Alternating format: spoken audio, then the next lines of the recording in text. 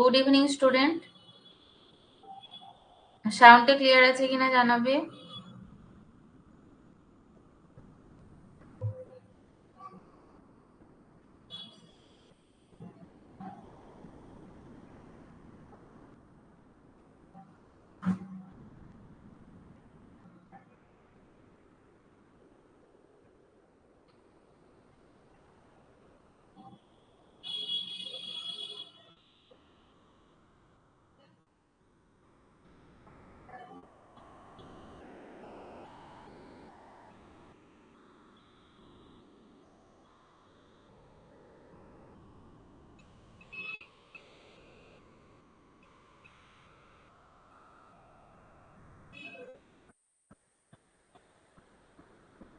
আচ্ছা, yes ma'am. ওকে, আচ্ছা, আমি অ্যাপেও দেখতে পাচ্ছি ক্লাসটা এবার।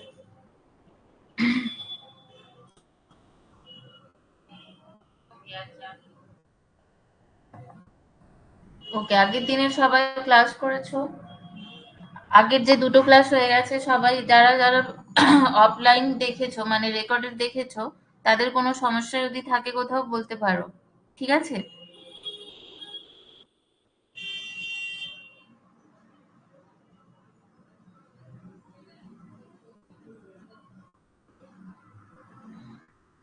ওকে, আমি এখন ক্লাস স্টার্ট করছি।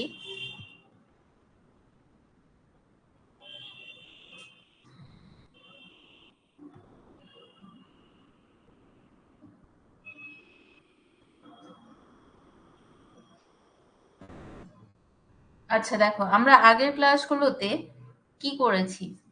আগের ক্লাসগুলোতে আমরা এই টপিকগুলো আমাদের অলরেডি হয়ে গেছে, ঠিক আছে?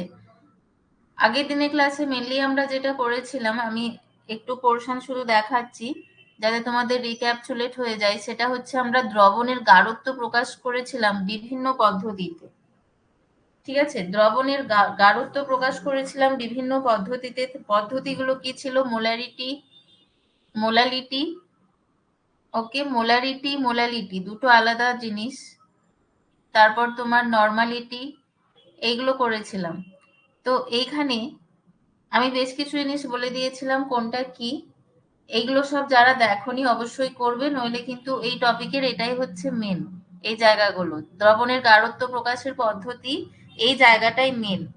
ওকে, এবার নেক্সট যেটা স্টার্ট করব সেটা হচ্ছে মোল ফ্র্যাকশন, ঠিক আছে? মোল ফ্র্যাকশনের এগুলো বোঝার জন্য সবসময় মোল সম্বন্ধে কনসেপ্ট ক্লিয়ার রাখতে হবে। মোল সম্বন্ধে কনসেপ্টটা আমি আগের ক্লাসে না তার আগের ক্লাসে সম্ভবত করিয়েছি। মোট কথা দুটো ক্লাস হয়ে গেছে সেম টপিকের ওপর। যারা করনি তারা আগের ক্লাসগুলো অবশ্যই করবে। দেখো, মোল ফ্র্যাকশন, মোল ফ্র্যাকশন বলতে আমরা কি বুঝি?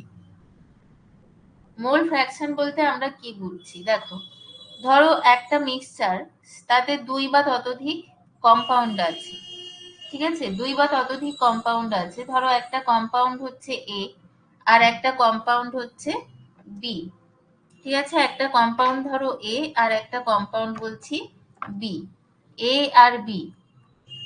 ওকে, এ আর বি দুটো কম্পাউন্ড আছে একটা সলিউশনে। এবারে আমি কি বলছি যে এইখানে এর ধরো এন মোল আছে এন এ, আর বি এর আছে N B, N B. Okay, তাহলে মোল ফ্র্যাকশন কি হবে? তাহলে এ এর মোল ফ্র্যাকশন কত হবে? এ এর মোল ফ্র্যাকশন আমি ধরছি এক্স এ, বি এর মোল ফ্র্যাকশন ধরছি এক্স বি। মোল ফ্র্যাকশন মানে কি? মোল ভগ্নাংশ আমরা যেটাকে বলি বাংলায় মোল ভগ্নাংশ, মোল ভগ্নাংশ, ঠিক আছে? মোল ভগ্নাংশ। তাহলে টোটাল এখানে এটা একটা টোটাল সলিউশন যার মধ্যে দুটো কম্পোনেন্ট মানে দুটো উপাদান আছে, এ আছে আর বি আছে, ঠিক আছে? এবার এ আর বি কত মোল করে আছে সেটা আমি এখানে বললাম এন এ আর একটা হচ্ছে এন বি।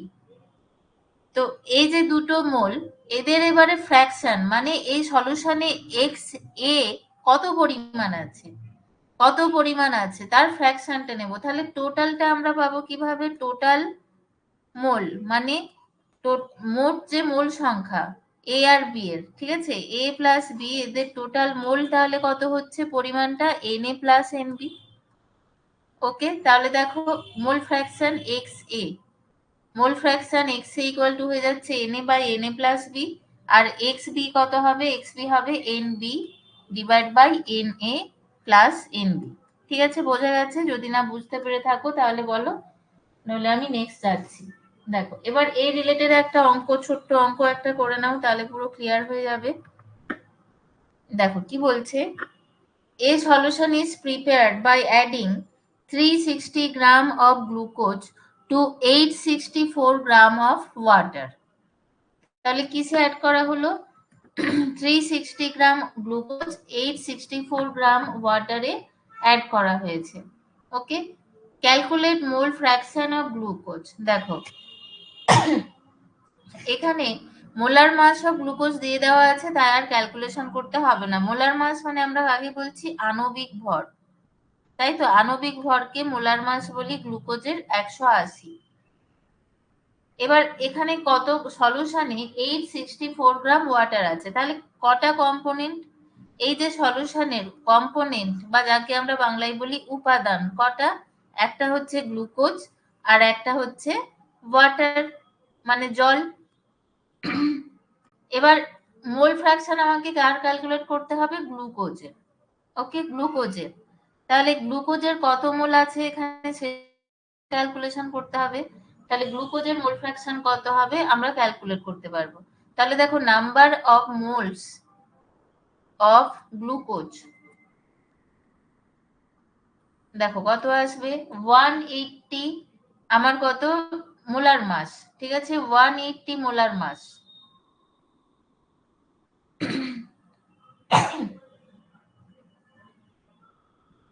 তাহলে কত গ্রাম আছে এটা জানার জন্য আমাকে কি করতে হবে, 360 কে 180 দিয়ে ভাগ করব, তাহলে পেয়ে যাচ্ছি 2 মোল, 2 মোল।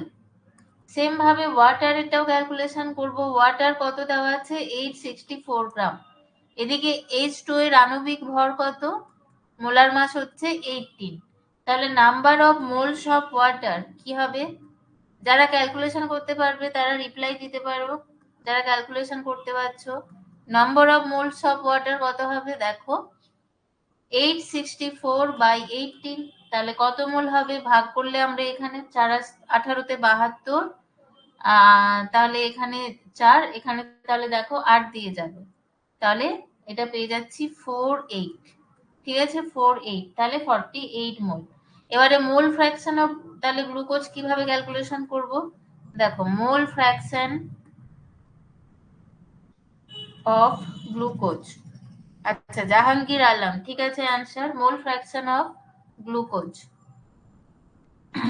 ইকুয়াল টু কত হবে তাহলে 2, 2 mole divide by total mole 2 plus 48 মানে 2/50, তাহলে হয়ে যাচ্ছে 0.04। ঠিক আছে, ক্যালকুলেশন না বুঝতে, কেউ বুঝতে না পারলে অবশ্যই বলবো। চলো এরপর আমরা যেটা আসছি ইকুইভ্যালেন্ট কনসেপ্ট। ইকুইভ্যালেন্ট কনসেপ্ট, দেখো ইকুইভ্যালেন্ট কনসেপ্ট বলতে এখানে কি বলা হচ্ছে, ইকুইভ্যালেন্ট কনসেপ্ট বলতে আমরা এখানে মৌলের তুল্যাঙ্ক ভার সম্বন্ধে ডিসকাস করব। ঠিক আছে, মৌলের তুল্যাঙ্ক ভার সম্বন্ধে।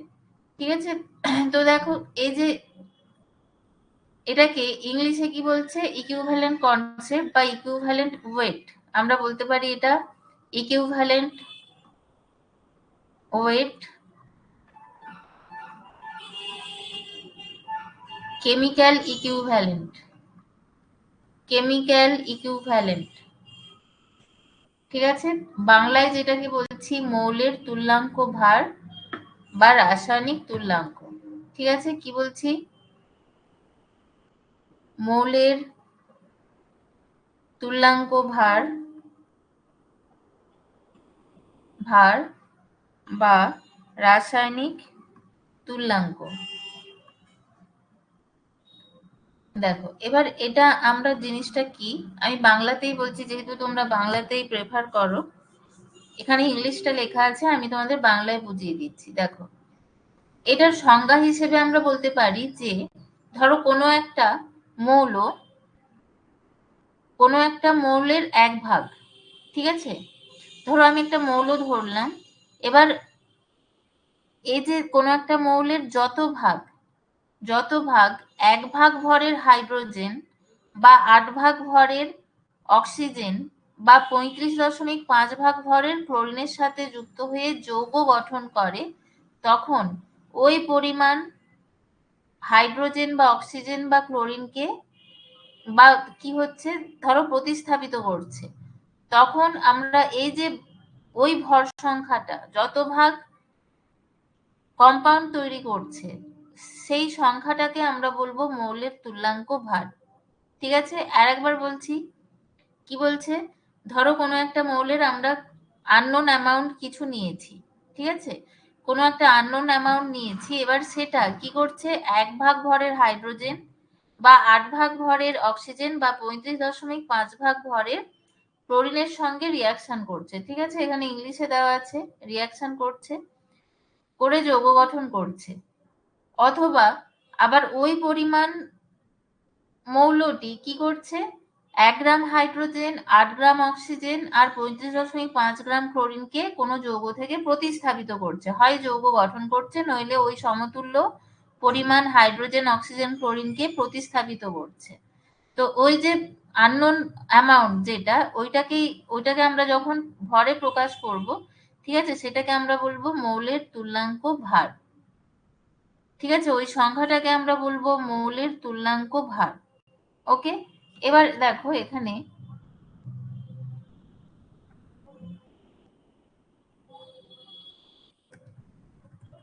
দেখো এই যে তুল্যাঙ্ক ভার যেটা বলছি এটা হচ্ছে দুটো ভরের অনুপাত। ঠিক আছে, দুটো ভরের হচ্ছে এটা অনুপাত, সেই কারণে এটার কোনো ইউনিট থাকে না। ঠিক আছে, এই জন্য এটার কোনো ইউনিট থাকে না। মৌলের তুল্যাঙ্ক ভার, মৌলের তুল্যাঙ্ক ভার এটা কি দুটি ভরের অনুপাত, দুটি ভরের অনুপাত, তাই এর কি নেই, একক নেই, একক নেই। ওকে, দেখো এবার এই যে তুল্যাঙ্ক ভার আমি যেটা বললাম, তুল্যাঙ্ক ভার এটা ইকুয়াল টু কি হবে, দেখো মৌলের তুল্যাঙ্ক ভার ইকুয়াল টু কি হবে, মৌলের ভর ডিভাইড বাই কি হবে, সংযুক্ত বা প্রতিস্থাপিত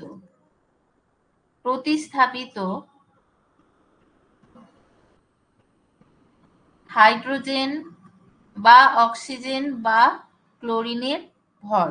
ওকে, যেটা আমি বললাম, ঠিক আছে, মৌলের ভর ডিভাইড বাই সংযুক্ত বা প্রতিস্থাপিত হাইড্রোজেন বা অক্সিজেন বা ক্লোরিনের ভর।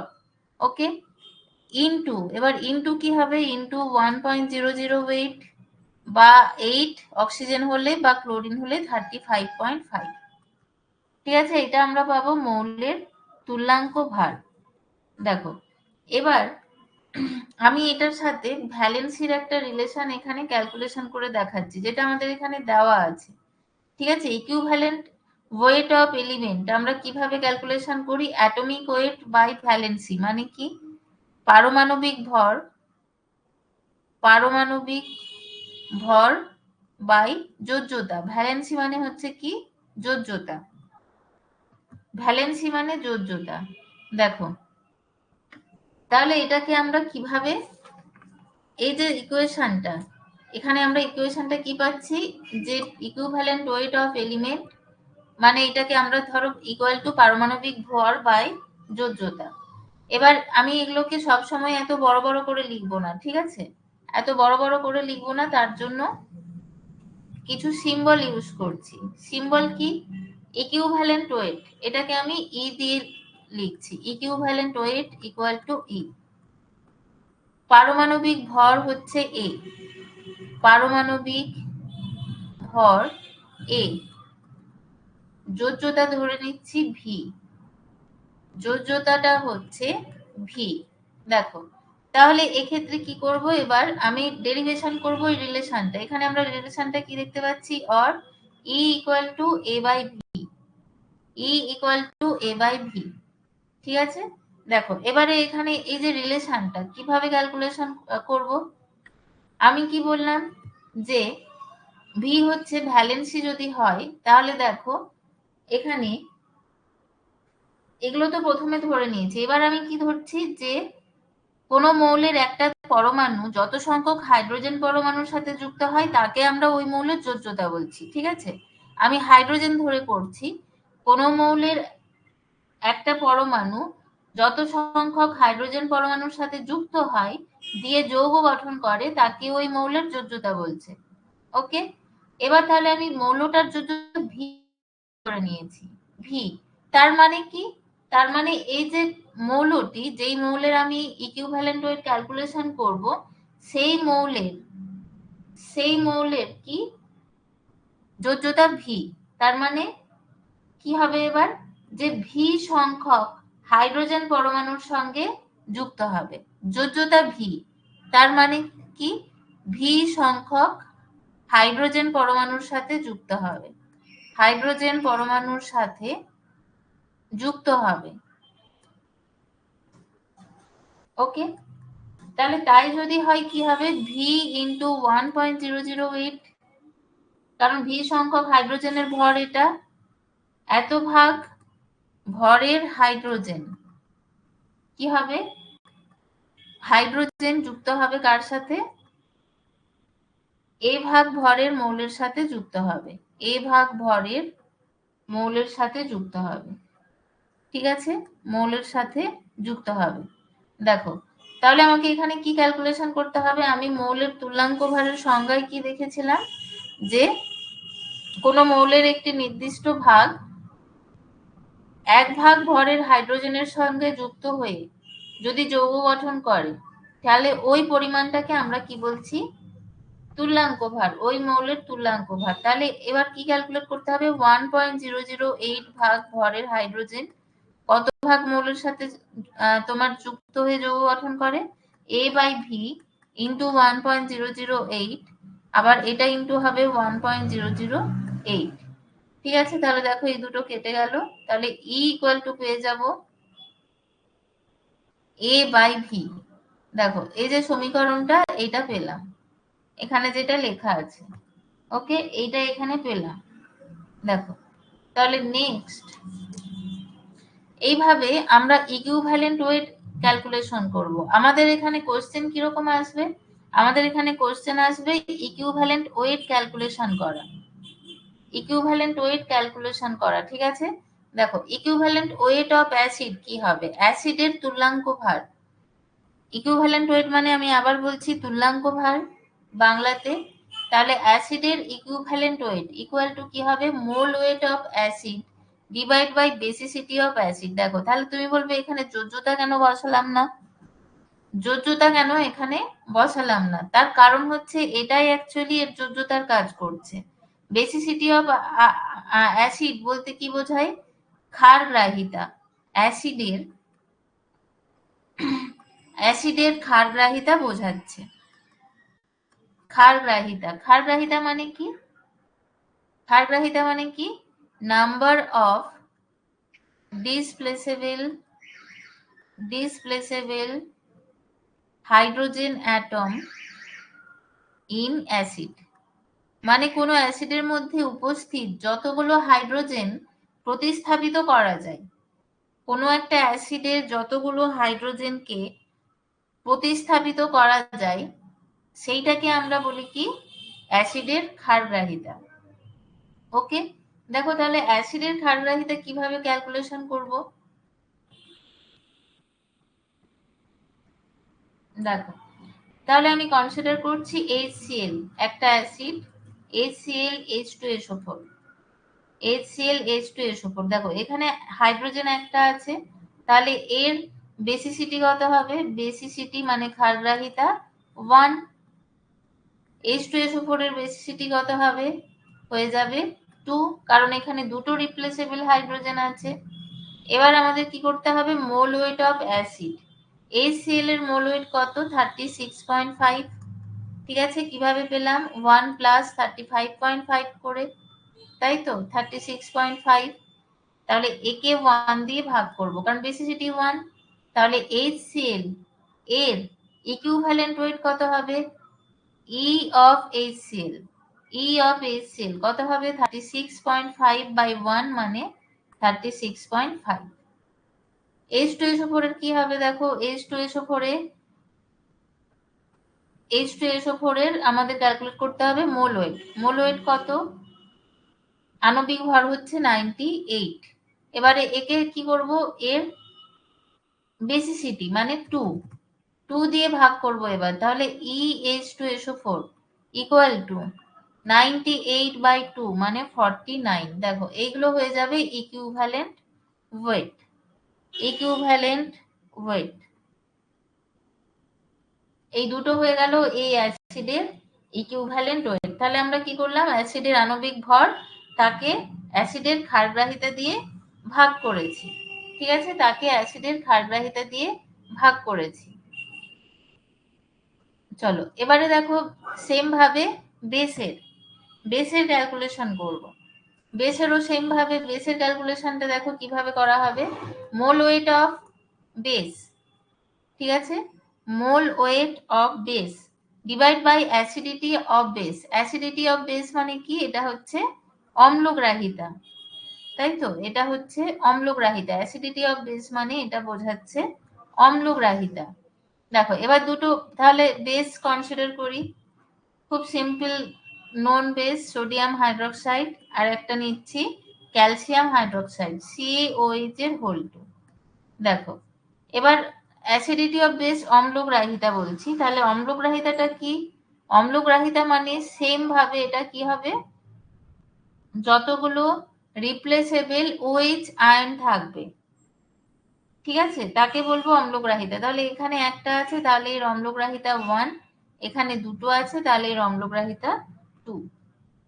অম্লগ্রাহিতা 2, ঠিক আছে। এবার কি করব, এবার সোডিয়াম হাইড্রোক্সাইডের মোল ওয়েট কত? তাহলে যখন ইকুইভ্যালেন্ট ওয়েট ক্যালকুলেশন করব, তাহলে equivalent weight of sodium hydroxide কি হবে? Mole weight of sodium hydroxide কত দেখো, 23 প্লাস 16 প্লাস 1 কত পাচ্ছি? 40। তাহলে 40 ডিভাইড বাই 1, তাহলে এটা 40 হচ্ছে। ক্যালসিয়াম হাইড্রোক্সাইডের কত হবে? ECaOH এর হোল 2। দেখো এটার মলিকুলার ওয়েট তোমার ক্যালসিয়ামের 20 প্লাস অক্সিজেন আর হাইড্রোজেন মিলিয়ে 18 এর হোল 2। তাহলে এখানে কত পাচ্ছি দেখো, আচ্ছা এটা তো হাইড্রোজেন একটা আছে, সরি এটা 17 হবে। তাহলে এখানে পাচ্ছি 74 ডিভাইড বাই 2 মানে 37। তাহলে দেখো এটা হলো ইকুইভ্যালেন্ট ওয়েট ক্যালসিয়াম হাইড্রোক্সাইডের, আর সোডিয়াম হাইড্রোক্সাইডের হলো 40। ঠিক আছে, সোডিয়াম হাইড্রোক্সাইডের হচ্ছে 40।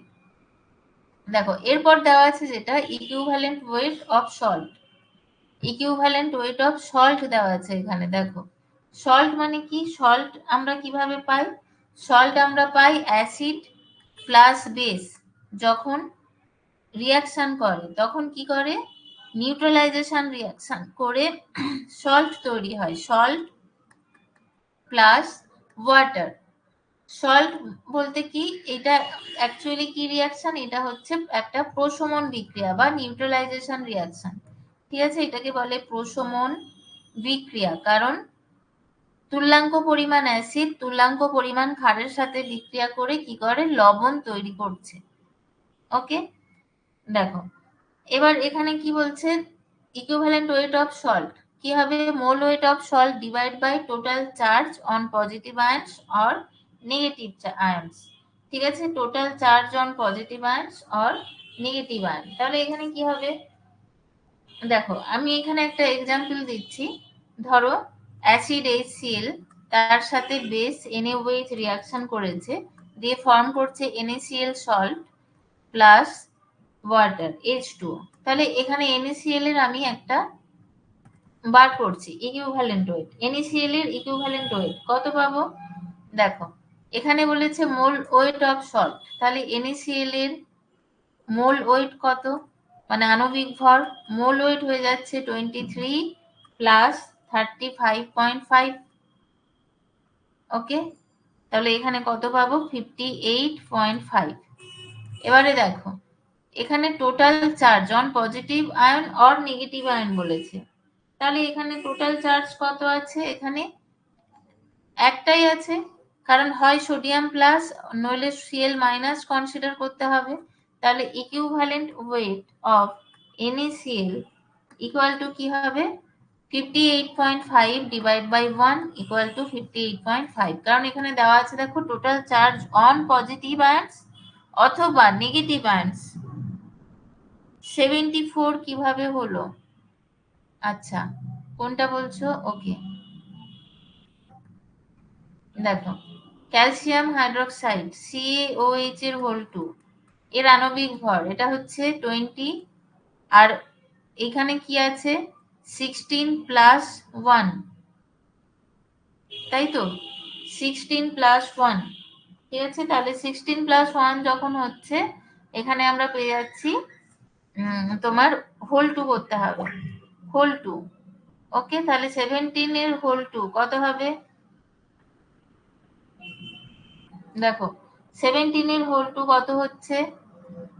20 প্লাস 34। আচ্ছা, এখানে 74 কোনটা ভুল ধরলাম? আচ্ছা, এটা তো 40 হবে ক্যালসিয়ামেরটা, ক্যালসিয়ামেরটা তো 40 হবে, 20 করে দিয়েছি, সরি 74। ঠিক আছে, 74ই হবে এটা। ওকে, আণবিক ভরটা 74ই হবে। ক্যালসিয়ামের ক্যালসিয়ামের atomic weight of calcium equal to হবে 40। ঠিক আছে, ইকুয়াল টু হচ্ছে 40, atomic weight of calcium equal to 40 হবে। চলো এর পরেরটা হচ্ছে দেখো, আচ্ছা সোডিয়াম ক্লোরাইড হলো, কোনটাতে ছিলাম? এটাতে। হুম, দেখো এবারে হচ্ছে অ্যাসিড সল্ট। আচ্ছা লবণ আর একটা দুটো করিয়ে দিই, ঠিক আছে, তারপর আমি অ্যাসিড সল্টে যাচ্ছি। Al2SO4 একটা সল্ট নিচ্ছি, Al2SO4 হোল 3। দেখো হোল 3 এটা হচ্ছে তোমার বেসের হয়ে গেল। এবার Al2SO4 আমি আর একটা বেস সল্ট, এখন সল্টের হচ্ছে Al2SO4 এর হোল 3, এই উদাহরণটা নিলাম। দেখো এখানে অ্যালুমিনিয়াম আর Al2SO4 হোল 3 এর মোল ওয়েটটা হবে, মোল ওয়েট এর মোল ওয়েটটা হবে 342। ঠিক আছে, 342, এটা ক্যালকুলেশন করলে পেয়ে যাবে। এবার দেখো এখানে আমরা কি করব? টোটাল চার্জ, এখানে দেখো total charge on positive ion or total charge on negative ion. তাহলে এখানে পজিটিভ চার্জ কটা আছে? দেখো অ্যালুমিনিয়াম এখানে 3 প্লাস ফর্মে থাকে, দুটো আছে, আর সালফেট 2 মাইনাস ফর্মে আছে, তিনটে আছে। তাহলে এখানে কিন্তু টোটাল চার্জ সেম 6 প্লাস, এখানেও 3 দুগুণে 6, 6 মাইনাস। তাহলে আলটিমেটলি আমাকে এটাকে 6 দিয়ে ভাগ করতে হবে, তবে আমি এটা কি পাবো? Equivalent wait. তাহলে এটা কত আসছে? 57, 57। ঠিক আছে, তাহলে দেখো এখানে Al2SO4 এর হোল 3 এর ইকুইভ্যালেন্ট ওয়েট পেয়ে গেলাম 57। ঠিক আছে, চলো এবার দেখো ইকুইভ্যালেন্ট ওয়েট অফ অ্যাসিড, এখানেও সেম, এটা হচ্ছে একটা acid salt. Equivalent wait of acid salt, acid salt কেন বলছি? তার কারণ দেখো এখানে একটা হাইড্রোজেন থেকে গেছে। ঠিক আছে, এখানে একটা হাইড্রোজেন থেকে গেছে, মানে তোমার H2CO3 এই অ্যাসিড থেকে এই সল্টটা ফর্ম করেছে, এই সল্টটা ফর্ম করেছে। যদি এই যে যদি এর দুটো হাইড্রোজেনই রিপ্লেস হয়ে যেত তাহলে ফর্ম করতো কি? Na2CO3, তাহলে ফর্ম করতো Na2CO3। ঠিক আছে, এটা তো এটা আর অ্যাসিড সল্ট নয়, তখন এটা শুধু সল্ট, কিন্তু এর একটা হাইড্রোজেন থেকে গেছে, মানে এর একটা হাইড্রোজেনকে একটা সোডিয়াম কি করেছে? রিপ্লেস করেছে, একটাই সোডিয়াম একটা হাইড্রোজেনকে রিপ্লেস করেছে, ওই কারণে এটাকে আমরা বলছি অ্যাসিড সল্ট।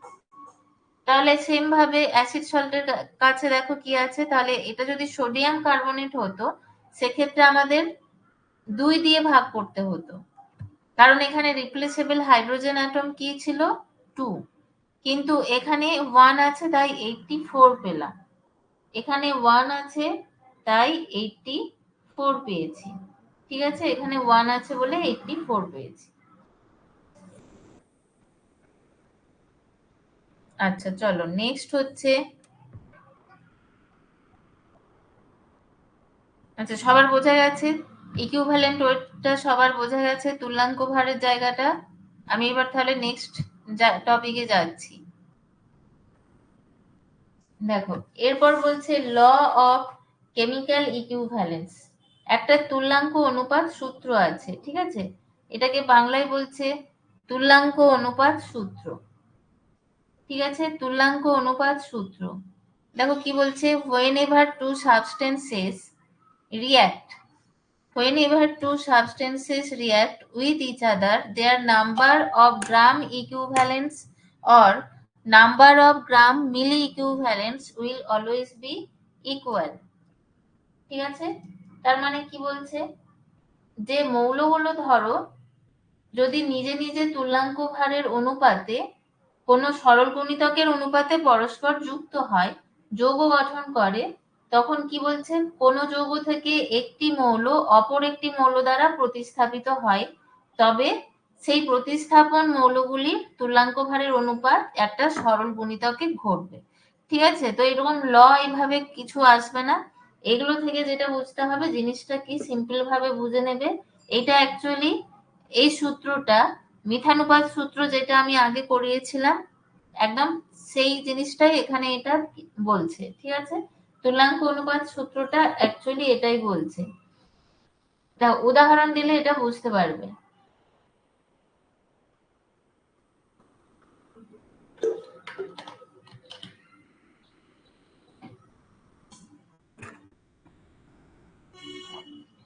দেখো ধরো আমি ধরছি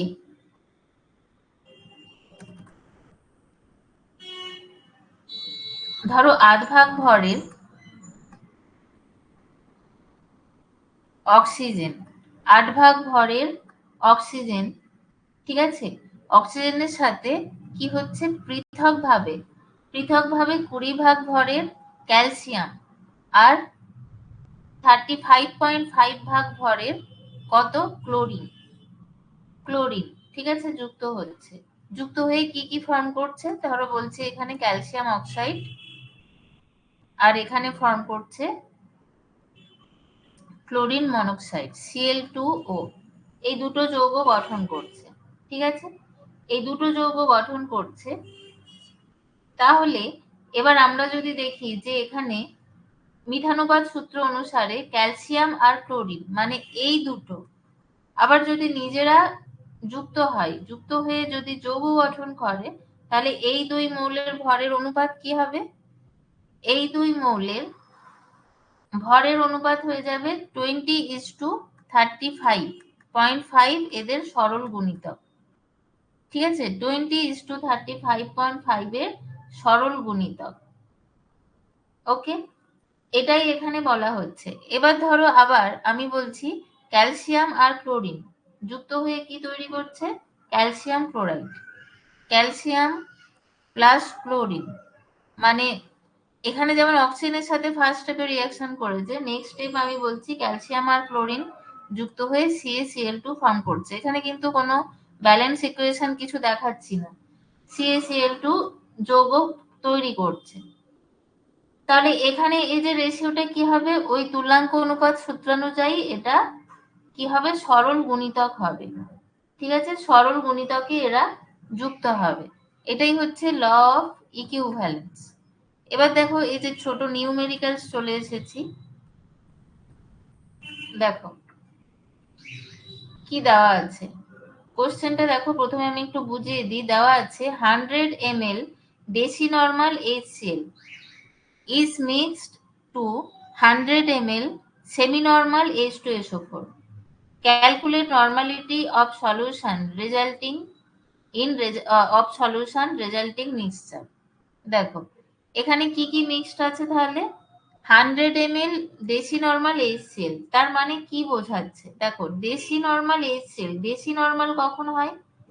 দেশি নরমাল আমরা কাকে বলি? আগের দিনের ক্লাসে আমি বলেছিলাম, ঠিক আছে? দেশি নরমাল আমরা কাদের বলি? একটু ওপরটা দেখো, স্ক্রল করে দেখাচ্ছি।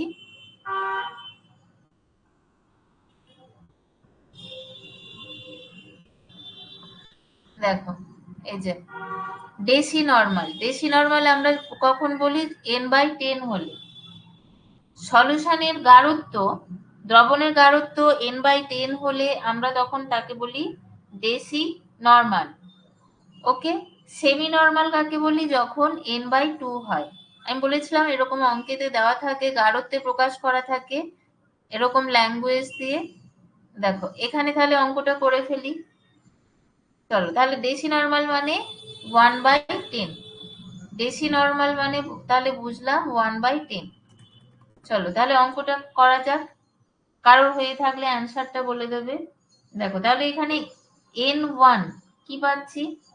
এখানে দুটো মিক্স করা হয়েছে, একটা হচ্ছে HCl আর একটা H2SO4 মিক্স করা হয়েছে, ঠিক আছে? এবার কি হবে? সলিউশন। তাহলে এরা দুজন মিক্স করে একটা সলিউশন তৈরি হয়েছে।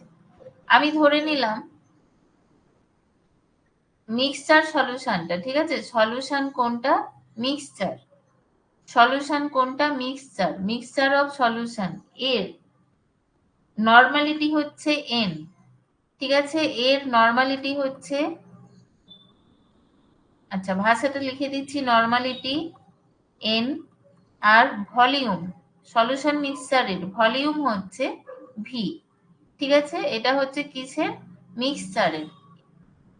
ওকে, এবার দেখো HCl, HCl এর কি হবে? n1 ধরছি, HCl এর নর্মালিটি হচ্ছে n1 আর ভলিউমটা হচ্ছে কি? v, ভলিউম হচ্ছে v। H2SO4 এর নর্মালিটি ধরে নিলাম n2 আর ভলিউম এটা v1 আর এটার ভলিউম হচ্ছে v2। তাহলে এই যে দুটোকে, HCl কে আর H2SO4 কে মিক্স করা হচ্ছে, করে একটা মিক্সচার অফ সলিউশন পাচ্ছি। তাহলে এখানে কি হবে? এখানে সমীকরণটা দেখো কি হবে? NV,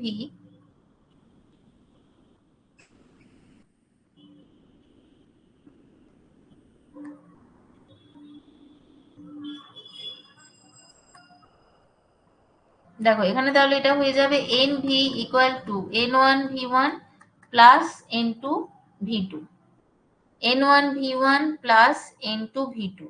দেখো এইভাবে তাহলে লিখতে পারি N1V1 ইকুয়াল টু N2V2। এখানে তাহলে এখানে আমি কি বললাম, কিভাবে এটা করা হচ্ছে? দেখো, আচ্ছা এখানে আমি একটু ভাষায় লিখে দিচ্ছি, তোমাদের সুবিধা হবে। দেখো N1 নর্মালিটি, N1 নর্মালিটি সম্পন্ন V1 আয়তনের দ্রবণের সঙ্গে, V1 আয়তনের দ্রবণের সঙ্গে N2 নর্মালিটি সম্পন্ন, একটু ভাষাটা একটু খটোমটো লাগবে কারণ আমি হচ্ছে ভাষাটা যেহেতু নিজে লিখছি আর আমার বাংলা এত স্ট্রংও নয়। দেখো N2 নর্মালিটি সম্পন্ন V2 আয়তনের দ্রবণকে, V2 আয়তনের দ্রবণকে মিশ্রিত করা হলো। ওকে, কি বললাম? N1 নর্মালিটি সম্পন্ন V1 আয়তনের দ্রবণের সঙ্গে N2 নর্মালিটি সম্পন্ন V2 আয়তনের দ্রবণকে মিশ্রিত করা হলো। এবার মিশ্র দ্রবণের নর্মালিটি আর ভলিউম হলো, মিশ্র দ্রবণের নর্মালিটি ও ভলিউম, আয়তন হলো NV, ঠিক আছে? N ও V, তখন এই সমীকরণটা হবে, ঠিক আছে? তখন এই সমীকরণটা হবে। ঠিক আছে, আমি ভাষায় লিখে দিয়েছি, আশা করি আর অসুবিধা হবে না। এবার দেখো তাহলে অঙ্কে ফিরে যাই। এখানে n1 কত? দেখো এখানে n1 হচ্ছে কি দেওয়া আছে, আমি HCl এ ধরেছি। n1 হচ্ছে HCl এর ডেসি নরমাল দেওয়া আছে, তাহলে এটা হয়ে যাবে n/10। ঠিক আছে, n/10 ডেসি নরমাল n/10। এখানে V1 কত? 100। দেখো এবার n2 করছি, n2 কত? সেমি নরমাল দেওয়া আছে, সেমি নরমাল, তাহলে n2 হবে n/2। ঠিক আছে, n/2। আর V2 কত দেওয়া আছে? 100। তাহলে এগুলো বসিয়ে দেবো এবার এখানে। চলো এবার এই সমীকরণটাতে বসিয়ে দিচ্ছি। কোনটাতে? এইটাতে বসাচ্ছি। ঠিক আছে, দেখো তাহলে NV। এবার n এখানে নিচ্ছি, আমাকে দ্রবণটার নর্মালিটি ক্যালকুলেশন করতে হবে। এখানে আমি ভি এর ভ্যালু কত পাবো? 100 প্লাস 100। দেখো যখন দুটো সলিউশন মেশানো হচ্ছে তখন এদের টোটাল ভলিউমটা কত হবে? 200 হয়ে যাবে। না বুঝতে পারলে অবশ্যই বলবে। তাহলে n ইন্টু এখানে কি হবে? 200 ইকুয়াল টু n1 এর জায়গায় তাহলে কি বসাবো? 1/10 ইন্টু 100 প্লাস 1/2 ইন্টু 100। ঠিক আছে, দেখো এবার পরিষ্কার আশা করি। অর এখানে কি হবে? দেখো 50, তাহলে এখানে পেয়ে যাচ্ছি n ইকুয়াল টু, এটা হয়ে যাচ্ছে 60। 60/200 ইকুয়াল টু কত হবে?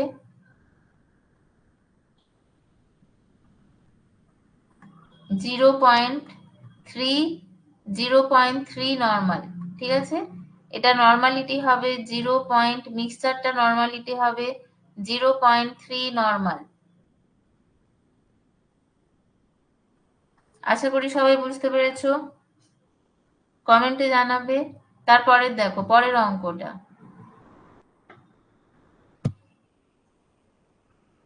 দেখো কি বলছে। আগের অঙ্কটার সাথে এইটা একটু ডিফারেন্স হবে, সবাই বুঝতে পেরেছো? একটু কমেন্টে জানাও। দেখো এখানে আগেরটাতে আমি কি দেখেছি, কোশ্চেনটাতে একটা আছে HCl, একটা আছে H2SO4। তাহলে এখানে কি আছে? দুটোই অ্যাসিড, দুটোই অ্যাসিড। ওকে, এখানে দুটোই অ্যাসিড আছে। তোমরা আছো তো ক্লাসে? সবাই বুঝতে পেরেছো? এতজন ক্লাসে আছো, নো রেসপন্স। দেখো এবার এখানে দেখো এই যে কোশ্চেনটাতে, এটাতে কি তফাৎ আছে?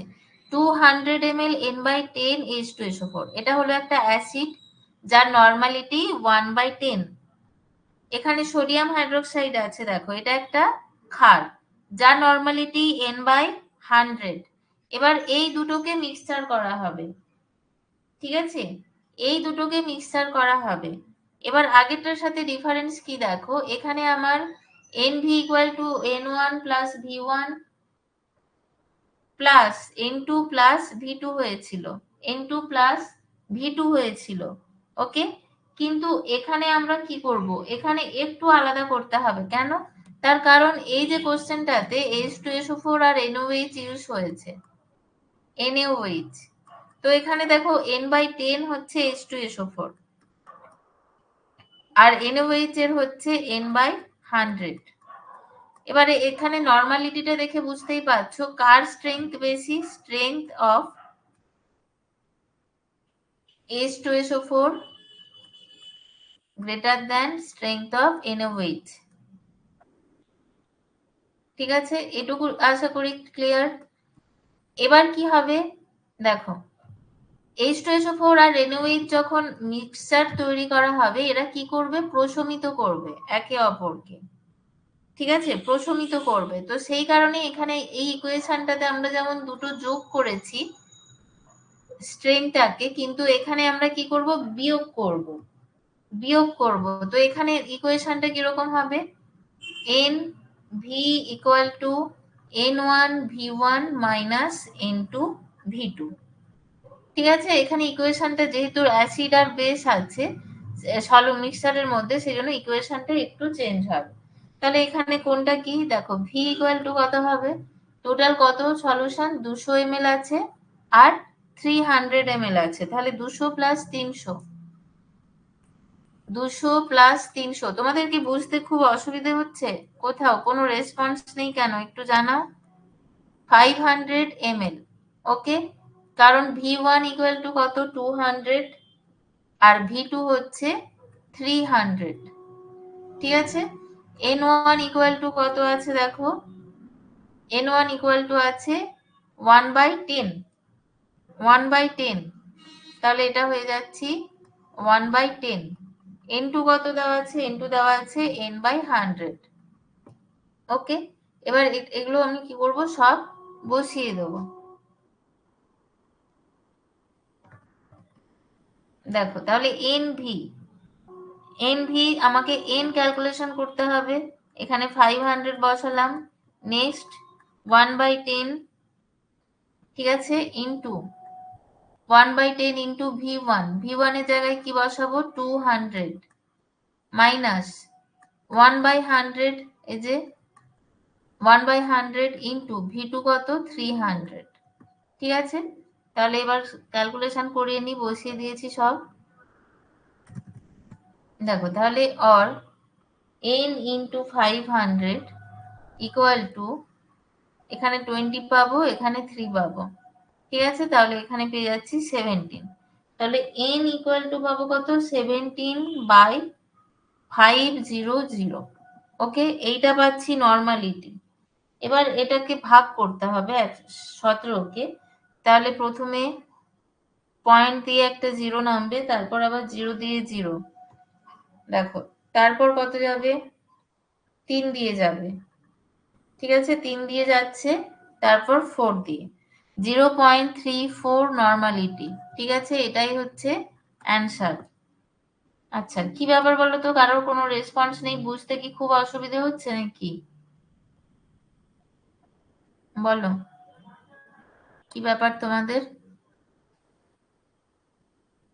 প্রিয়ব্রত, তারপর কে আছো, তাজির উন্নেশা, সুদীপ, তাপস, সুশোভন, জাহাঙ্গীর, ঝন্টু বলেছে ওকে।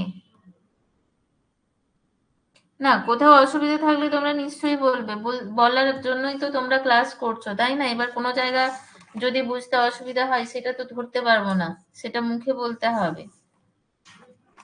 চলো পরের দেখো, পরের হচ্ছে টপিকটা চলে এলাম, পার্সেন্টেজ কম্পোজিশন। পার্সেন্টেজ কম্পোজিশন, যেটাকে বাংলায় বলছি শতকরা সংযুক্তি। দেখো এটাকে বাংলায় বলছি শতকরা সংযুক্তি। ইন্টারেস্ট চলে যাচ্ছে ম্যাম, কেন চলে যাচ্ছে কেন সেটাই তো জিজ্ঞাসা করছি, কেন ইন্টারেস্ট নেই কেন? শতকরা সংযুক্তি, কারণটা কি? কারণ দুটো হতে পারে, একটা হচ্ছে টপিকটা ভালো লাগছে না, আর একটা হতে পারে বুঝতে পারছো না পড়ানোটা। কারণটা কি বলো? শতকরা সংযুক্তি, দেখো পার্সেন্টেজ কম্পোজিশন, দেখো পার্সেন্টেজ মানেই আমরা কি বুঝি, আউট অফ 100, তাই তো? শতকরার অঙ্ক তোমরা করেছো, তার মানে আমরা ক্যালকুলেশন যেটা করব আউট অফ 100। তাহলে পার্সেন্টেজ কম্পোজিশন বলতে কি বোঝাবে, ধরো 100 ভাগ ভরের কোনো যৌগ, ঠিক আছে, তাতে যত ভাগ ভরের কোনো উপাদান উপস্থিত থাকে, সেই যে ভরটাকে ওই মৌলের কি বলছে, বা মূলকের শতকরা সংযুক্তি বা পার্সেন্টেজ কম্পোজিশন, ঠিক আছে। মানে কম্পাউন্ডকে কোনো একটা কম্পাউন্ডকে আমি 100 এর রেসপেক্টে ক্যালকুলেশন করব, ঠিক আছে, 100 এর রেসপেক্টে ক্যালকুলেশন করব। তো কি হবে, কি বলা হচ্ছে, 100 ভাগ ভরের কোনো যৌগে যত ভাগ ভরের কোনো উপাদান বা মূলক উপস্থিত থাকে, তাকে আমরা বলছি যে সেটার শতকরা সংযুক্তি। তাহলে ব্যাপারটা কি, দেখো এখানে কি হচ্ছে, যৌগে উপস্থিত কোনো মৌল বা মূলকের শতকরা ভাগ কিভাবে আমরা পাবো? আমাকে তাহলে জানতে হবে কম্পাউন্ড বা যৌগের আণবিক ভর। আণবিক ভর। সুশোভন অ্যান্সার পেলাম না, বলো ইন্টারেস্ট কেন চলে যাচ্ছে? কম্পাউন্ড বা যৌগের আণবিক ভর, ঠিক আছে, এটা আমাদের ক্যালকুলেশন করতে হবে। এবার এইটা ক্যালকুলেশন করার পর এর মধ্যে কি কি এলিমেন্ট আছে, এলিমেন্টের যে মাসটা সেটা আমাকে জানতে হবে, ঠিক আছে। তাহলে কম্পাউন্ড বা যৌগের আণবিক ভর ধরো আমি এক্স ধরলাম, আর এর মধ্যে কোনো একটা এলিমেন্ট তার ভরটা ধরলাম ওয়াই। তাহলে এর শতকরা সংযুক্তি কিভাবে পাবো? তাহলে পার্সেন্ট অফ দিস এলিমেন্ট কি হবে? পার্সেন্ট অফ দিস এলিমেন্ট, দেখো কিভাবে ক্যালকুলেশন করব। তাহলে আমাকে এইভাবে করতে হবে যে এক্স ভরের মধ্যে ওয়াই ভাগ আছে, মৌলটি ওয়াই ভাগ এলিমেন্টটি আছে, তাহলে 100-র মধ্যে কত থাকবে? Y by X into 100। এটাই হচ্ছে পার্সেন্ট অফ এলিমেন্ট, কি ধরলাম? Out of 100। কেমিস্ট্রি, তুমি কি ফিজিক্সের স্টুডেন্ট? সুশোভন ফিজিক্সের স্টুডেন্ট? দেখো তাহলে এখানে হচ্ছে mass percent of element, okay, mass percent of element equal to কি হবে? Mass of the element in 1 mole of compound, ঠিক আছে, এই যে এটা Y, mass of element by molar mass of compound মানে এক্স, আর এটা হচ্ছে 100 ইন্টু 100, মানে আমি আউট অফ 100 ক্যালকুলেশন করছি, যেরকম ভাবে আমরা শতকরার অঙ্ক করে থাকি, পার্সেন্টেজের অঙ্ক, ঠিক আছে। চলো পরেরটা। আচ্ছা দেখো এই যে সব টপিক, দেখো কেমিস্ট্রির সব টপিক যে ভালো বা তোমার ফিজিক্সের সব টপিক ভালো সেরকম তো হয় না, কিছু কিছু টপিক থাকে একটু বোরিং। তো এই যে টপিকটা এখন পড়ানো হচ্ছে, এটা আজকে এটা লাস্ট ক্লাস হবে। এটা খুব ইম্পর্টেন্ট একটা চ্যাপ্টার, এখান থেকে অনেক কোশ্চেন আসে, তাই তোমাকে ভালো না লাগলেও পড়তে হবে, ওকে। এরপরে দেখবে অ্যাটমিক স্ট্রাকচার পড়াবো, একটু হলেও আশা করছি ইন্টারেস্ট পাবে। অ্যাটমিক স্ট্রাকচারে অনেক কিছু ওখানে তথ্য আছে, একটার সাথে একটা লিংক করে দেখবে, ওই টপিকটা হয়তো তোমার তাহলে একটু হলেও ভালো লাগতে পারে, ঠিক আছে। কিন্তু এই টপিকটা মোটেই ছাড়ার নয়, এখান থেকে 3-4টে কোশ্চেন কেন 5-6টাও পেতে পারো, ঠিক আছে। চলো দেখো কি বলছে, find the percentage of calcium in calcium carbonate. খুব সোজা অঙ্ক, 40%, একদম 40%, খুবই সোজা একটা অঙ্ক।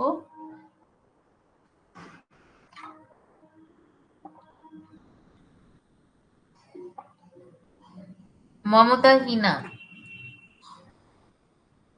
আচ্ছা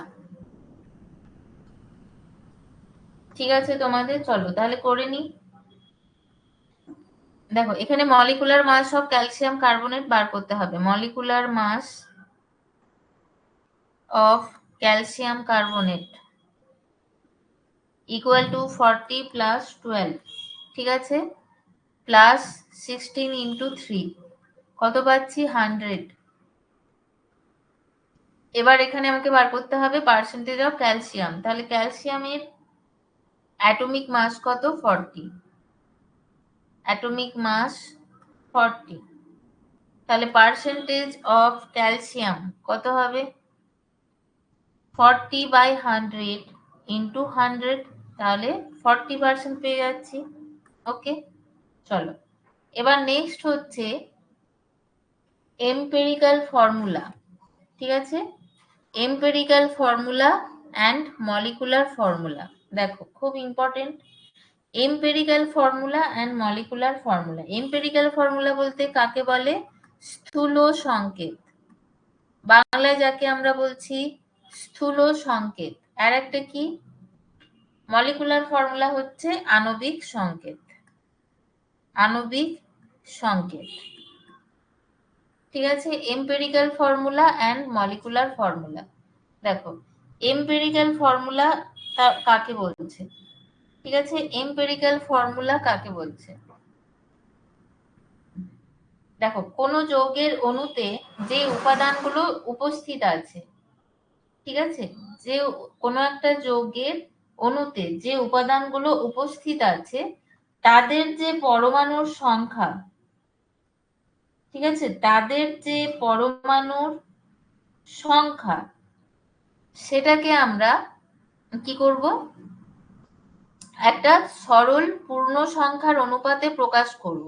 তাতে আমরা যেটা পাবো সেটাকে বলবো স্থূল সংকেত বা আণবিক সংকেত। স্থূল সংকেত, ঠিক আছে, আণবিক সংকেতটা আলাদা। যেমন একটা উদাহরণ দিয়ে বুঝিয়ে দিই।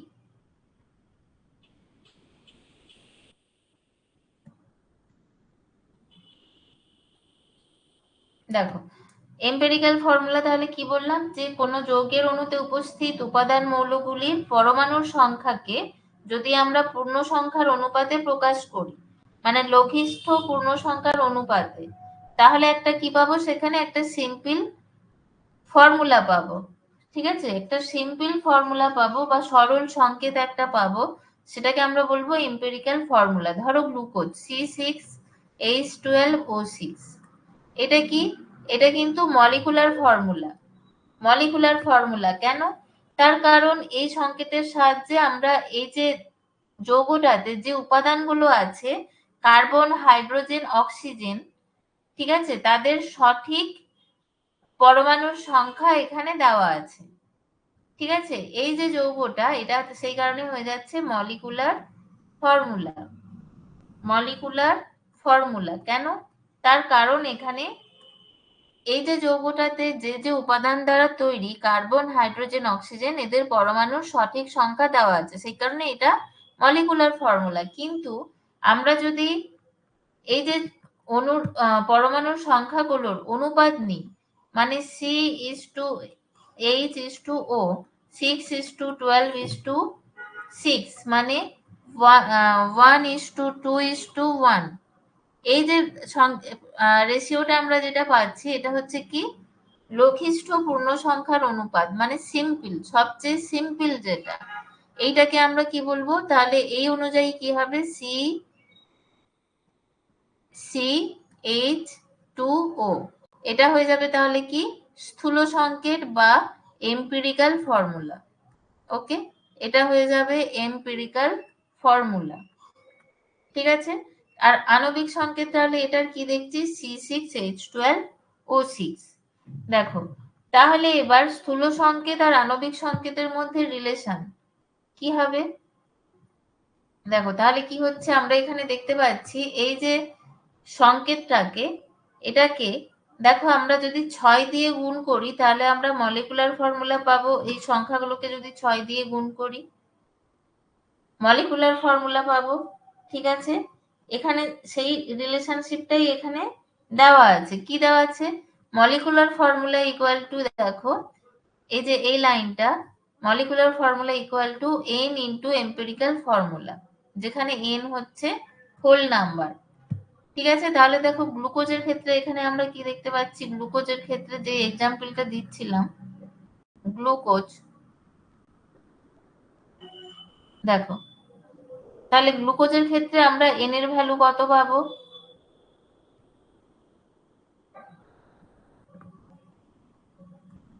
C6H12O6, এটা আমরা কিভাবে পাচ্ছি, CH2O তার হোল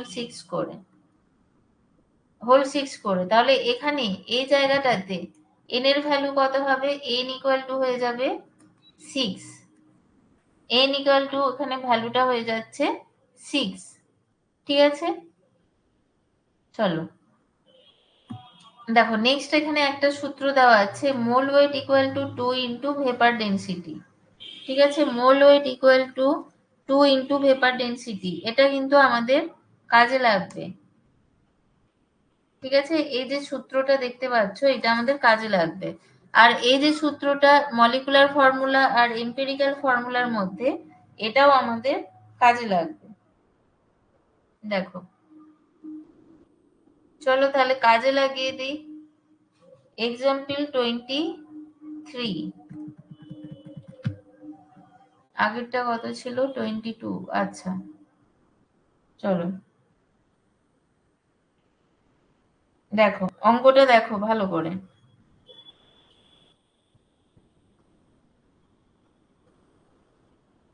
কি বলছে, what is the simplest formula of the compound which has the following percentage composition: carbon 80%, hydrogen 20%.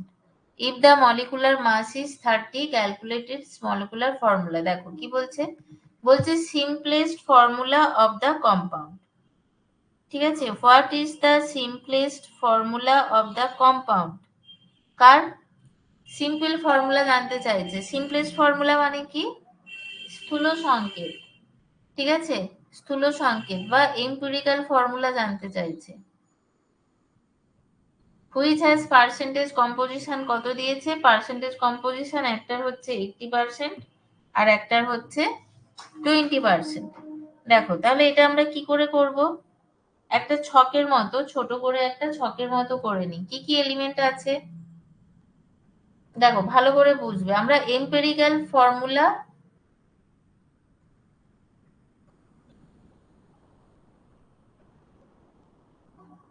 Empirical formula বার করব, তারপর আবার মলিকুলার ফর্মুলাও বার করতে দিয়েছে। ঠিক আছে, দুটো অ্যান্সার এখানে আসবে, এম্পিরিক্যাল ফর্মুলা আর মলিকুলার ফর্মুলা। চলো এখানে আমরা দুটো অ্যান্সার পাবো। C2H6 ethene, very good. ঠিক আছে, দেখো এলিমেন্ট কি কি আছে, এলিমেন্ট আছে কার্বন আর হাইড্রোজেন, এলিমেন্ট আছে কার্বন আর হাইড্রোজেন। এবার এদের পার্সেন্টেজ কত আছে, 80 আর 20। ঠিক আছে, আউট অফ 100 দেওয়া আছে। এবার আমরা অ্যাটমিক মাস কি কি জানি এগুলোর, অ্যাটমিক মাস 12 আর হাইড্রোজেনের 1। ঠিক আছে, তাহলে আমি নাম্বার অফ মোলস কত পাবো, দেখো number of moles, number of moles কত পাবো, 80/12 করব, আর এটা করব কত, 20/1। তাহলে এখানে কত পাচ্ছি, এগুলো ক্যালকুলেশন করে নি। 80/12 মানে 6 দিয়ে যাবে, আবার 8 নামবে, আবার 6 দিয়ে যাবে, মানে 6.66 চলতে থাকবে, আর এটা হচ্ছে 20। দেখো তাহলে এই যে নাম্বার অফ মোলস এর সিম্পল রেশিও একটা আমাকে নিতে হবে, তবেই আমি কি পাবো, এম্পিরিক্যাল ফর্মুলা পাবো। সিম্পল রেশিও নিতে হবে, তার জন্য কি করব, 6.66 কে 6.66 দিয়েই ভাগ করব, ইকুয়াল টু 1, আর 20 কে 6.66 দিয়ে ভাগ করব, যেটা ছোট, যেই নাম্বার অফ মোলটা ছোট সেটা দিয়ে অন্যটাকে ভাগ করব, যখন আমাদের এরকম অঙ্ক থাকবে। দেখো এবারে কি, 20 কে যদি ভাগ করি 6.66 দিয়ে, দেখো 3 আসছে, 3-এর কাছাকাছি, তাই তো, 3 ছক 18। তাহলে এখানে আমি ইকুইভ্যালেন্ট টু 3, মানে এটা আমি পূর্ণ সংখ্যায় ধরবো, ভগ্নাংশে ধরবো না। কাজী রাজা, ঠিক আছে অ্যান্সার। তুমি 3বার অ্যান্সার দিয়েছো, একবার নাম লিখেছো, একবার মলিকুলার ফর্মুলা লিখেছো, আর একবার এম্পিরিক্যাল ফর্মুলাকে হোল টু দিয়ে করেছো। বাহ, খুব গুছিয়ে উত্তর দিয়েছো। চলো তাহলে এখানে এম্পিরিক্যাল ফর্মুলা আমি কি পাচ্ছি, হাইড্রোজেন কটা আছে, 3টে, আর কার্বন আছে একটা। দেখো তাহলে এম্পিরিক্যাল ফর্মুলা বা স্থূল সংকেত, এম্পিরিক্যাল ফর্মুলা বা স্থূল সংকেত, আমি এখানে বাংলাটা আর একবার লিখে দিলাম, কত পাবো, CH3। দেখো CH3 এখানে পাচ্ছি। ঠিক আছে, তাহলে এবারে এখানে কি মাসটা বার করব, মাসটার নাম দিচ্ছি empirical formula mass, empirical formula mass. ঠিক আছে, এম্পিরিক্যাল ফর্মুলা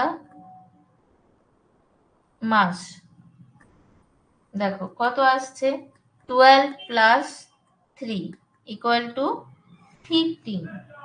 দেখো এবার আমি অঙ্কেতে আরেকবার ফিরে যাই, আমাকে দিয়েছে মলিকুলার মাস, মলিকুলার মাস অঙ্কেতে প্রোভাইড করা আছে।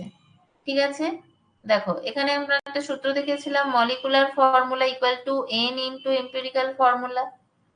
ওকে, দেখো তাহলে এখানে কি পাবো, n এর value, n equal to molecular mass, molecular mass divide by divide by হয়ে যাবে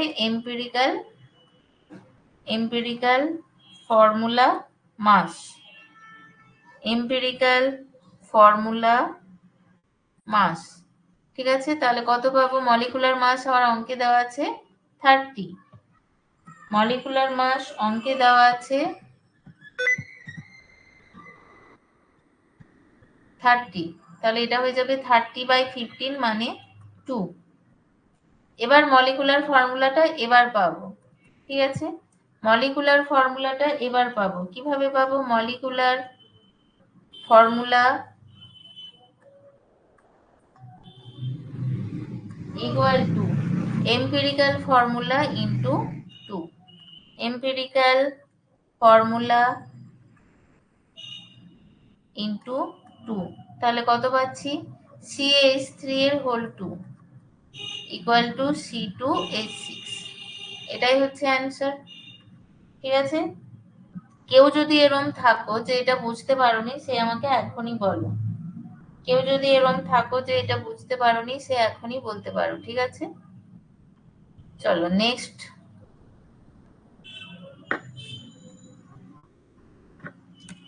দেখো কেমিক্যাল স্টয়কিওমেট্রি। কেমিক্যাল স্টয়কিওমেট্রি কাকে বলছি? এটার বাংলা হচ্ছে কি? এটার রাসায়নিক গণনা। ঠিক আছে, এটার বাংলাটা হচ্ছে রাসায়নিক গণনা, স্টয়কিওমেট্রি। দেখো কাকে বলছি?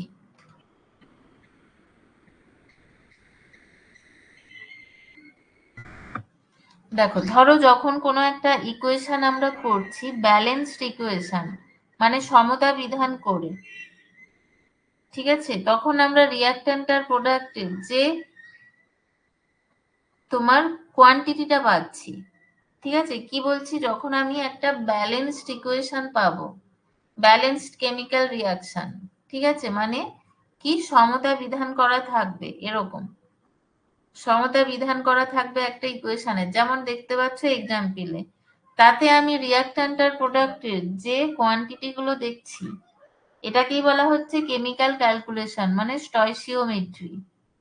ঠিক আছে, সেটাকেই বলা হচ্ছে কেমিক্যাল ক্যালকুলেশনটা। দেখো, তাহলে এটা আমি বাংলায় একটু বলে দিই কি বলছে। কোনো রাসায়নিক বিক্রিয়ায় বিক্রিয়ক ও বিক্রিয়াজাত পদার্থের মধ্যে পরিমাণগত সম্পর্কের ভিত্তি করে যে গণনা করা হয় তাকে বলা হচ্ছে স্টয়কিওমেট্রি। এখানে কি হবে? বিক্রিয়ক বা বিক্রিয়াজাত পদার্থের পরিমাণের ভর ও আয়তন কি হবে?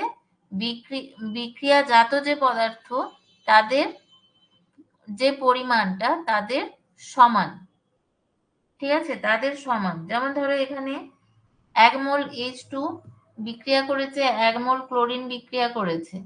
ঠিক আছে, 1 মোল H2 বিক্রিয়া করেছে আর 1 মোল ক্লোরিন বিক্রিয়া করেছে। তাহলে এখানে কত কত বিক্রিয়া করেছে দেখো, এখানে কত করেছে? 70, তাই তো? এখানে করেছে 2, তাহলে এই দুটো যোগ করলে আমরা কত পাবো? 72। ওকে, এখানে দেখো HCl কত? 2 ইন্টু 36, এখানে HCl আছে, তাই তো? HCl, তাহলে এটা 1 প্লাস 35.5, 35.5 মানে কত হবে? এখানে 36.5। তাহলে আমরা এখানে কত পাচ্ছি? 36.5 হলে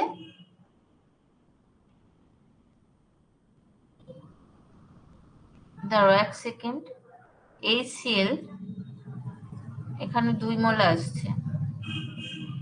ঠিক আছে, এখানে পাচ্ছি 36.5, আর এখানে 35.5 ইন্টু 2, এটা 71 হবে।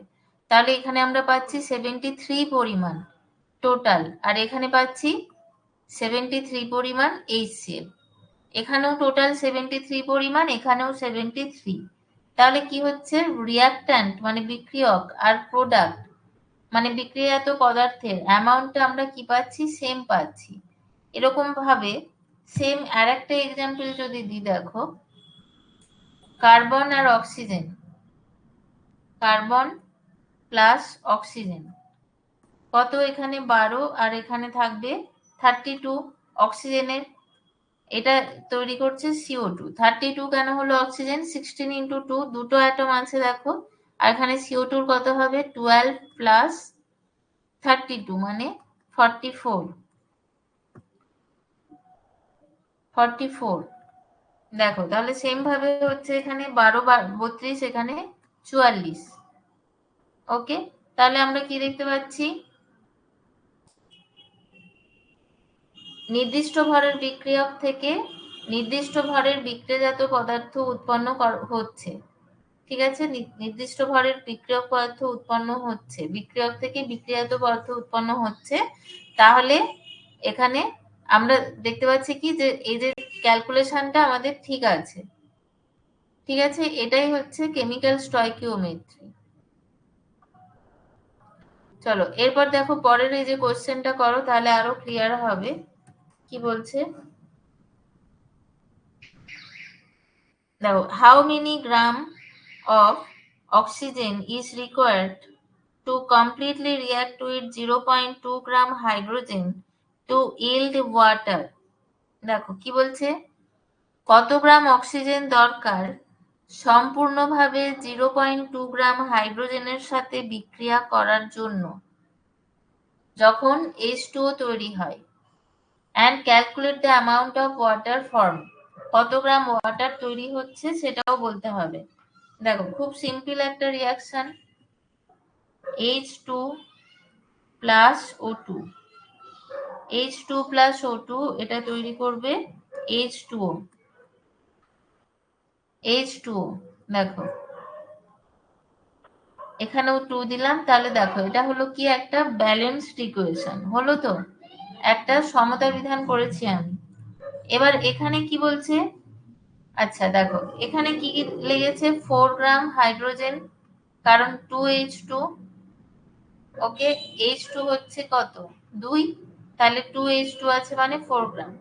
আর এখানে শুধু একটা মোল অক্সিজেন আছে মানে 32 গ্রাম। এখানে 2 মোল জল আছে মানে কত, 36 গ্রাম। 18 ইন্টু 2, 36 গ্রাম। দেখো তাহলে আমি এখানে কি বলেছে, এবার আমি কোশ্চেনে ফিরে আসছি। কি বলছে, 0.2 গ্রাম হাইড্রোজেন রিয়াকশন করছে। এখানে আমি কি দেখছি, 4 গ্রাম হাইড্রোজেন রিয়াকশন করছে, দিয়ে তৈরি করছে 36 গ্রাম জল। ঠিক আছে, 4 গ্রাম হাইড্রোজেন রিয়াকশন করছে কত সাথে, 32 গ্রাম অক্সিজেনের সাথে, দিয়ে তৈরি করছে 36 গ্রাম জল। দেখো তাহলে এখানে এবার লিখি, 4 গ্রাম হাইড্রোজেন রিকোয়ার 32 গ্রাম অক্সিজেন। তাহলে 0.2 গ্রাম হাইড্রোজেন রিকোয়ার 32/4 ইন্টু 0.2, তাহলে 4 আসতে 32 হচ্ছে, আর এখানে হচ্ছে 1.6 গ্রাম। ঠিক আছে, এটা একটা অ্যান্সার। তাহলে এখানে এটা একটা অ্যান্সার পেয়ে গেছি। দেখো এটা একটা অ্যান্সার। এবার বলছে কত ওয়াটার ফর্ম করবে, তাহলে কত গ্রাম ওয়াটার ফর্ম করবে, কিভাবে করব, 4 গ্রাম হাইড্রোজেন 36 গ্রাম জল প্রডিউস করছে। দেখো রিয়াকশনটাতে কি আছে, 4 গ্রাম হাইড্রোজেন 36 গ্রাম H2O প্রডিউস করছে, তাই তো, কাজে এই অঙ্কটা হলো না। তাহলে এখানে আবার দেখো আমি লিখছি, 4 গ্রাম হাইড্রোজেন প্রডিউস 4 গ্রাম হাইড্রোজেন প্রডিউস 36 গ্রাম H2O। ওকে, তাহলে 0.2 গ্রাম 0.2 গ্রাম হাইড্রোজেন প্রডিউস 36/4 ইন্টু 0.2, তাহলে এটা হবে 1.8 গ্রাম। দেখো এটাই হচ্ছে এখানে অ্যান্সার। ওকে, সবাই বুঝতে পেরেছো বলো, 1.8 গ্রাম একদম। ঠিক আছে, এগুলো কিন্তু খুব সিম্পল অঙ্কগুলো, সেরকম কিছু নেই। চলো এরপর একটাই টপিক আছে আর, সেটা হচ্ছে লিমিটিং রিয়েজেন্ট। লিমিটিং রিয়েজেন্ট কাকে বলবো? দেখো, লিমিটিং রিয়েজেন্ট, এটার বাংলাটা তো আমার মনে পড়ছে না এই মুহূর্তে। লিমিটিং, আচ্ছা যাই হোক, দেখো লিমিট মানে দেখো একটা সীমা, লিমিট মানে একটা সীমা বোঝাচ্ছে, তাই তো? লিমিট মানে একটা, ভালো করে দেখো, লিমিট মানে একটা সীমা বোঝাচ্ছে। এবার লিমিটিং রিয়েজেন্টটা তাহলে কি? দেখো আমি বলে দিচ্ছি বাংলায়, যে ধরো একটা বিক্রিয়ায় অংশগ্রহণ করছে, নির্দিষ্ট পরিমাণ বিক্রিয়ক দিয়ে নির্দিষ্ট পরিমাণ বিক্রিয়াজাত পদার্থ তৈরি হচ্ছে, ঠিক আছে? আর একটা এক্সাম্পল দিচ্ছি, নাইট্রোজেন আর হাইড্রোজেন, দেখো এরা যুক্ত হয়ে কি তৈরি করছে? অ্যামোনিয়া। অ্যামোনিয়া কত মোল উৎপন্ন করবে? 2 মোল। তাহলে এখানে আমি দেখলাম যে 2 গ্রাম হাইড্রোজেন, এই 2 মোল হাইড্রোজেন 1 মোল অক্সিজেনের সঙ্গে যুক্ত হয়ে 2 মোল H2O তৈরি করেছে। এখানে দেখছি 1 মোল নাইট্রোজেন 3 মোল H2O এর সাথে যুক্ত হয়ে 2 মোল অ্যামোনিয়া তৈরি করেছে, ঠিক আছে? তাহলে এখানে এটাই হচ্ছে, নাইট্রোজেনটা কি দেখো, বিক্রিয়াটাতে ধরো আমি ধরছি যে 2 মোল নাইট্রোজেন, এখানে কি 1 মোল আর এখানে 3 মোল আছে, কিন্তু আমি ধরে নিচ্ছি যে 2 মোল নাইট্রোজেন নিচ্ছি, ওকে? তার সাথে নিচ্ছি 4 মোল হাইড্রোজেন, 4 মোল হাইড্রোজেন নিয়ে আমি বিক্রিয়া শুরু করেছি। এবার দেখো, এখানে আমি যদি 2 মোল নিই নাইট্রোজেন, তাহলে হাইড্রোজেন আমার কত নেওয়া উচিত? 6 মোল, ডবল নিতে হবে, তাই না? ডবল নিতে হবে। কিন্তু 2 মোল আমি নাইট্রোজেন নিয়ে 4 মোল হাইড্রোজেন নিয়ে বসে আছি, 4 মোল হাইড্রোজেন নিয়ে বসে আছি। তার মানে কি, আমি 6 মোল নেওয়ার কথা, 6 মোল হাইড্রোজেন নেওয়ার কথা, ঠিক আছে? 6 মোল হাইড্রোজেন আমার নেওয়ার কথা, তাই না? 6 মোল হাইড্রোজেন নিতে হতো, কিন্তু আমি 4 মোল নিয়ে বসে আছি। তাহলে এখানে H2 টা কি হয়ে যাবে? লিমিটিং রিয়েজেন্ট, ওকে? তাহলে এখানে এই যে কন্ডিশনটা দেখছি, এখানে H2 হয়ে যাবে লিমিটিং রিয়েজেন্ট। লিমিটিং রিয়েজেন্ট মানে যেটা যেটা কম পরিমাণে থাকবে, ঠিক আছে? এটা আমাকে সব সময় দেখতে হবে। বিক্রিয়ক, বিক্রিয়কের যে উপাদান কম নেওয়া হবে, কম নেওয়া হবে, ঠিক আছে? সেটা হবে কি, যেটার পরিমাণ কম নেওয়া হবে সেটা হবে আমাদের লিমিটিং রিয়েজেন্ট। রিয়েজেন্ট, ঠিক আছে? লিমিটিং রিয়েজেন্ট কেন? তার কারণ ওটার রেসপেক্টেই কি হবে? বিক্রিয়াটা সংঘটিত হবে।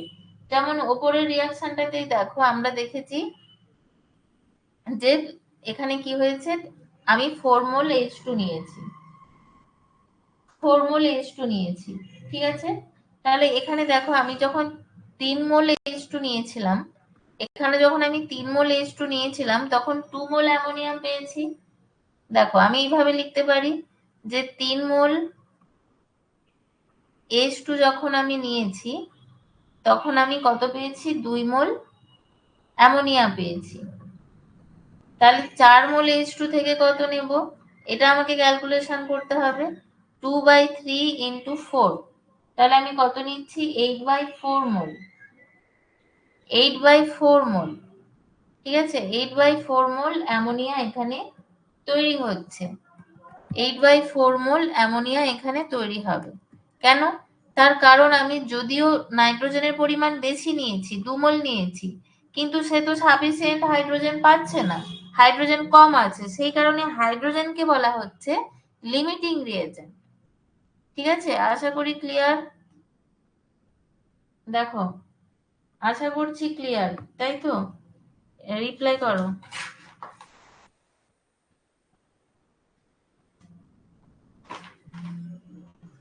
দেখো তোমাদের যেটা করতে হবে, ভালো করে রেকর্ডিংটা পুরো দেখতে হবে, ঠিক আছে? ভালো করে রেকর্ডিংটা পুরো দেখবে।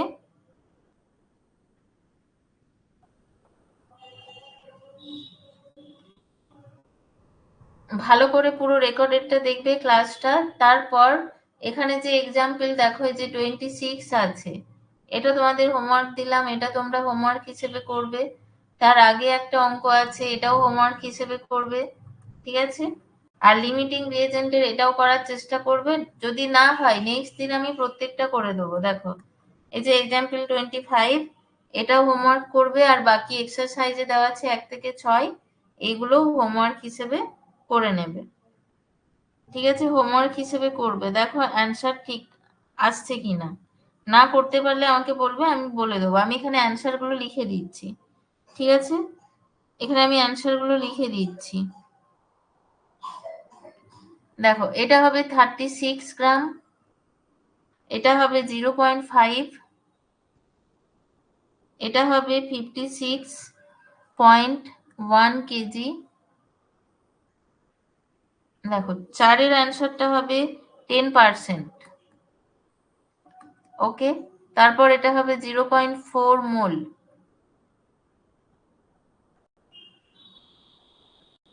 আর এটা হবে 2.7 গ্রাম। 2.7 গ্রাম, ঠিক আছে? তোমরা এগুলো প্র্যাকটিস করো। কেউ কিছু বলবে, নইলে আমি ক্লাসটা অফ করব।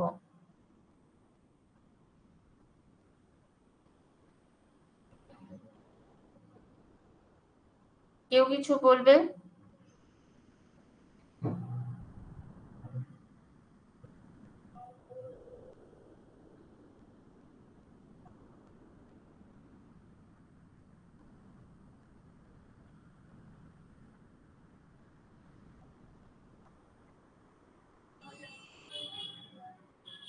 ঠিক আছে, ওকে, তাহলে আমি অফ করলাম ক্লাসটা। Good night.